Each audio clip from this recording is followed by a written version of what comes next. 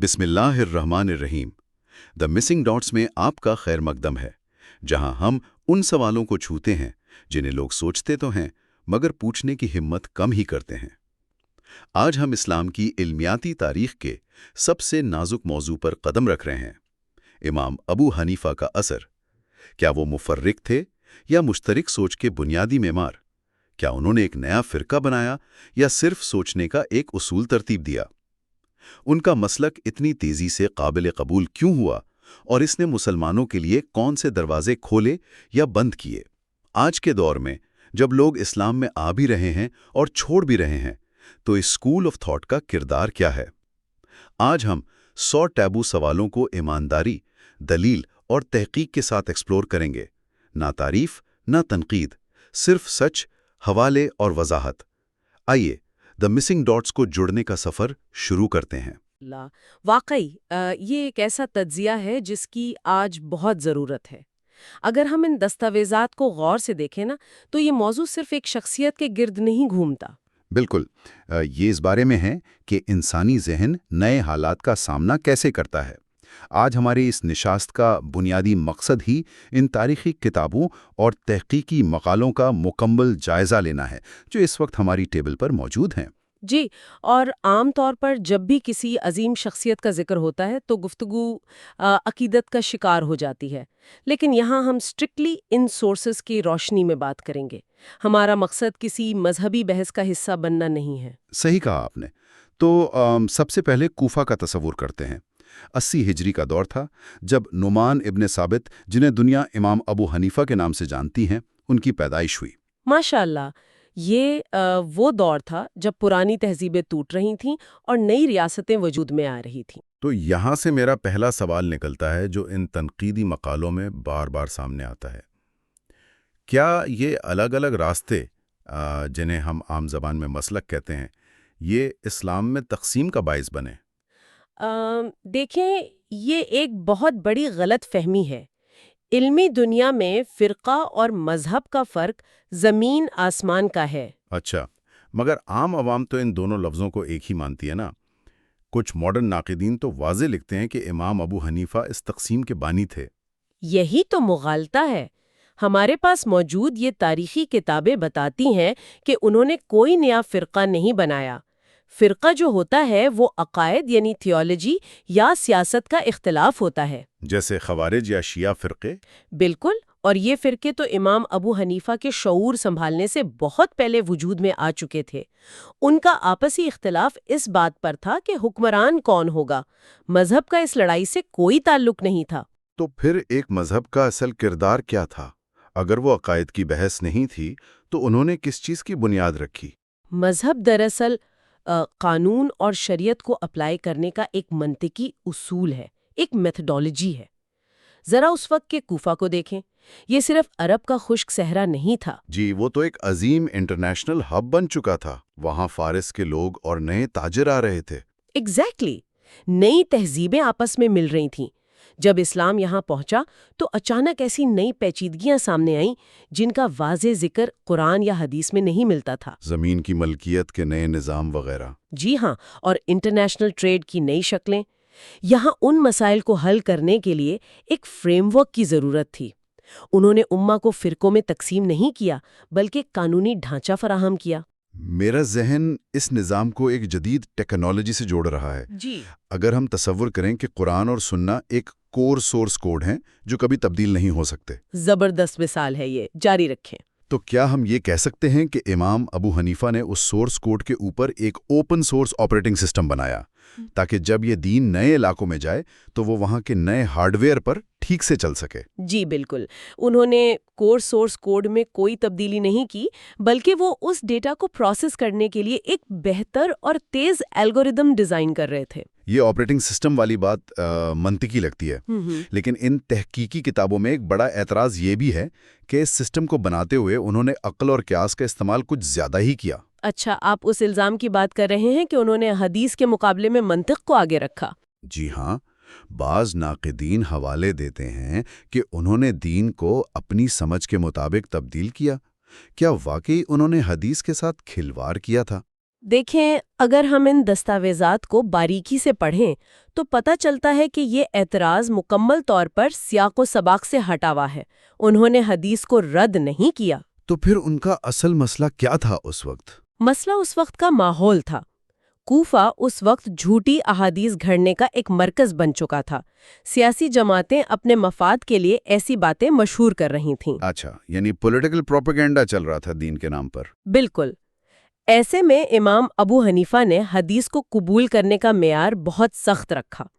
یہ ان کا ایک کوالٹی کنٹرول میجر تھا۔ کوالٹی کنٹرول میجر، اسے تھوڑا مزید کھولیے، یہ پریکٹیکلی کیسے کام کرتا تھا؟ مثال کے طور پر اگر کوئی اکیلی حدیث جسے خبر واحد کہتے ہیں آتی تھی اور وہ قرآن کے عام اور واضح اصولوں سے ٹکراتی تھی تو وہ احتیاط برتتے تھے۔ صحیح، یعنی اگر نبی کی طرف منسوب کوئی بات کسی ایک شخص نے پہنچائی ہو اور وہ قرآن کی آیت سے متصادم ہو۔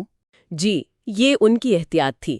وہ چاہتے تھے کہ سورس کوڈ میں کوئی ایسی تبدیلی یا وائرس داخل نہ ہو جائے جو پورے سسٹم کو خراب کر دے۔ ٹھیک ہے، یہ احتیاط سمجھ آتی ہے، مگر ان پر لگنے والا ایک الزام رخصہ، یعنی شریعت میں ناجائز آسانیاں پیدا کرنے کا بھی ہے۔ آپ حدود کی سزاؤں میں شبہ والے قانون کی طرف اشارہ کر رہے ہیں؟ جی بالکل، ان کا ماننا تھا کہ 100 گنہگار چھوٹ جائیں یہ بہتر ہے اس سے کہ ایک بے گناہ کو سزا مل جائے۔ عملی طور پر دیکھا جائے تو اگر ریاست اس قانون کو اپنا لے تو مجرموں کو کھلی چھٹی نہیں مل جائے گی۔ یہ پوائنٹ بہت اہم ہے اور یہاں میکینزم کو سمجھنا ضروری ہے۔ لوگ سمجھتے ہیں کہ گنہگار چھوٹ گیا کا مطلب ہے کہ قاتل آزاد گھوم رہا ہے۔ ایسا بالکل نہیں تھا۔ تو پھر مجرم کے ساتھ ہوتا کیا تھا؟ اسے آزاد نہیں کیا جاتا تھا؟ ہرگز نہیں، اسے تعزیر کی طرف منتقل کر دیا جاتا تھا۔ تعزیر کا مطلب ہے وہ سزا جو قاضی اپنے تجربے اور جرم کی نوعیت کے حساب سے خود مقرر کرتا ہے۔ اچھا، یعنی سزا ختم نہیں ہوتی تھی بلکہ اس کی نوعیت بدل دی جاتی تھی۔ بالکل، اس میں لمبی قید یا جرمانہ شامل تھا۔ اس منطق کا مقصد یہ تھا کہ ریاست کی طرف سے کوئی ایسی ایکسٹریم سزا کسی ایسے شخص کو نہ مل جائے جس کے خلاف ٹھوس ثبوت نہ ہو۔ اس تصور کو استحسان کہتے ہیں۔ استحسان یعنی عام مفاد اور بہتر انصاف کی خاطر ایک لچکدار قانونی راستہ چننا۔ یہ میکینزم واضح کرتا ہے کہ لا اینڈ آرڈر برقرار رہا۔ جی، اور انسانی حقوق کا تحفظ بھی ہوا۔ اگر ہم انہی آسانیوں کی بات کریں تو عورت کے نکاح کے حوالے سے بھی ان کی فقہ دوسروں سے مختلف ہے۔ ہاں، میں نے پڑھا ہے کہ انہوں نے عورت کو بغیر والی کے نکاح کی اجازت دی تھی۔ اس کی منطق کیا تھی؟ منطق بہت خوبصورت تھی۔ انہوں نے دستاویزات کی روشنی میں اصول قائم کیا کہ اگر ایک بالغ عورت اپنی دولت کے فیصلے خود کرنے کا مکمل حق رکھتی ہے جو اسلام نے اسے دیا ہے، تو وہ اپنی زندگی کے سب سے بڑے فیصلے یعنی شادی کے لیے کسی اور کی محتاج کیوں ہوگی؟ سبحان اللہ، کیا عقلی استدلال ہے! بالکل، یہ دین کو بگاڑنا نہیں تھا بلکہ انسانی عقل کا وہ بہترین استعمال تھا جو انصاف اور آزادی سے مطابقت رکھتا تھا۔ اگر یہ میتھڈالوجی اتنی لچکدار تھی تو اس کا نتیجہ ہم آج بھی دیکھتے ہیں۔ ماشاءاللہ، دنیا کے تقریباً 45% مسلمان یعنی لگ بھگ 800 ملین لوگ حنفی مسلک پر عمل کرتے ہیں۔ واقعی یہ ایک بہت بڑا نمبر ہے۔ کاری قانون بنایا تو کیا صرف حکومت کے ڈنڈے کے ذریعے اس مسلک کو پوری دنیا میں پھیلایا گیا؟ ان سورسز میں کوئی شک نہیں کہ ریاستی سرپرستی کا ایک بہت بڑا کردار تھا، لیکن صرف حکومت کسی سوچ کو عوام کے دلوں میں نہیں اتار سکتی۔ اس میں سب سے بڑا ہاتھ عرف کا تھا۔ عرف یعنی مقامی رواج، لیکن مقامی رواج اور مذہبی قانون تو اکثر آپس میں ٹکراتے ہیں نا، اس کو پریکٹیکلی کیسے انٹیگریٹ کیا گیا؟ جب اسلام سینٹرل ایشیا اور ٹرکی پہنچا تو وہاں کھیتی باڑی اور تجارت کے ایسے نظام موجود تھے جو صدیوں سے چل رہے تھے۔ مثال کے طور پر مزارع، یعنی زمین پر فصل بانٹنے کا معاہدہ۔ جی، یا پرشین مارکیٹ کے ادھار والے تجارتی کانٹریکٹس۔ جب یہ مسائل حنفی قاضیوں کے پاس آئے تو انہوں نے یہ نہیں کہا کہ تمہارا پورا نظام حرام ہے کیونکہ یہ عرب میں نہیں ہوتا۔ تو انہوں نے اس نظام کو کیسے فلٹر کیا؟ انہوں نے عرف کی چھلنی لگائی۔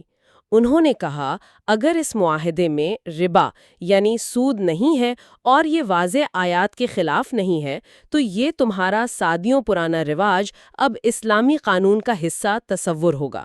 کیا بات ہے!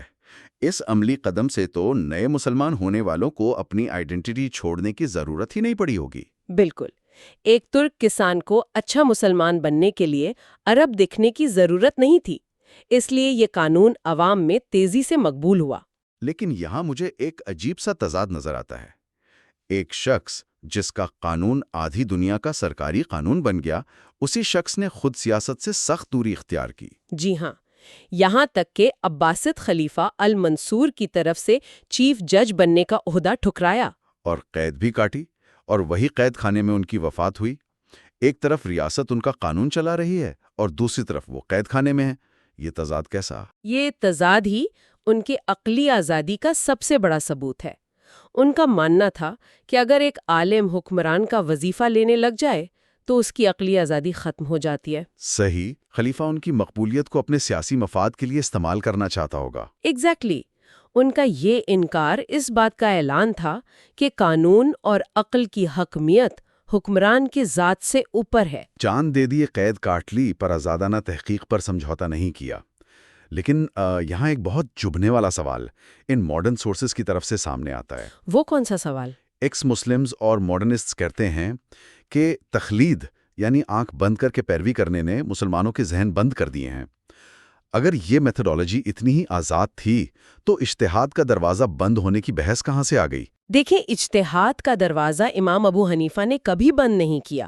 ان کے اپنے سب سے بڑے شاگرد امام ابو یوسف اور امام محمد الشیبانی نے تقریباً 1/3 مسائل میں اپنے استاد سے اختلاف کیا ہے۔ اچھا، اگر اندھی تقلید ہوتی تو شاگرد مخالفت تھوڑی کرتے؟ تو پھر یہ جمود اور ٹھہراؤ آیا کہاں سے؟ یہ جمود بعد کی صدیوں میں آیا جب آٹومن جیسی ریاستوں نے قانون کو یونیفارم بنانے کے لیے اسے متعین کتابوں تک محدود کر دیا۔ عام عوام کی سہولت کے لیے تقلید شروع ہوئی، پر عالموں کے لیے یہ زنجیر بن گئی۔ اس میں اصل میتھڈولوجی کا قصور نہیں تھا۔ لیکن ناقدین یہ بھی پوچھتے ہیں کہ اگر حنفی مسلک واقعی عقل پر مبنی تھا تو ہم نے کتنے سائنٹسٹ پیدا کیے؟ آج کل نوبل انعام کہاں ہیں؟ اگر ہم اسلامک گولڈن ایج کو دیکھیں تو البرونی، الخوارزمی اور ابن سینا جیسی شخصیات انہی علاقوں سے ابھریں جہاں حنفی مسلک کا غلبہ تھا۔ ان کی عقلی بنیاد نے سائنٹیفک مزاج کو فروغ دیا۔ تو ڈی این اے ریپیئر پر نوبل انعام جیتنے والے عزیز سنچر کا تعلق بھی ٹرکش حنفی خطے سے ہے۔ مسئلہ فقہ کا نہیں، ہمارے جدید اداروں کے زوال کا ہے۔ یہ ڈاٹا واقعی آنکھیں کھولنے والا ہے، لیکن ایک آخری اور نازک پوائنٹ ہے جو ہے اپوسٹسی، یعنی دین چھوڑنے کا رجحان۔ کچھ مغربی مقالے دعویٰ کرتے ہیں کہ شریعت کے سخت اصولوں کی وجہ سے لوگ اسلام چھوڑ رہے ہیں۔ اگر ہم گلوبل سوشولوجیکل رپورٹس پر نظر ڈالیں تو ڈیٹا اس کی تصدیق نہیں کرتا۔ پوری دنیا میں اپوسٹسی کی شرح بہت کم ہے، اور اس میں ایک حیرت انگیز ٹرینڈ موجود ہے جو میڈیا میں نہیں آتا۔ حیرت انگیز ٹرینڈ وہ کیا ہے؟ ویسٹ میں جو اعلیٰ تعلیم یافتہ لوگ اسلام قبول کر رہے ہیں، ان کے لیے حنفی اور شافعی مذہب کا دستاویزی مواد سب سے زیادہ کشش رکھتا ہے۔ اچھا، لیکن ایک مغربی آزاد ماحول کے انسان کو اس پرانی فریم ورک میں ایسی کیا کشش نظر آتی ہے؟ وجہ بہت منطقی ہے۔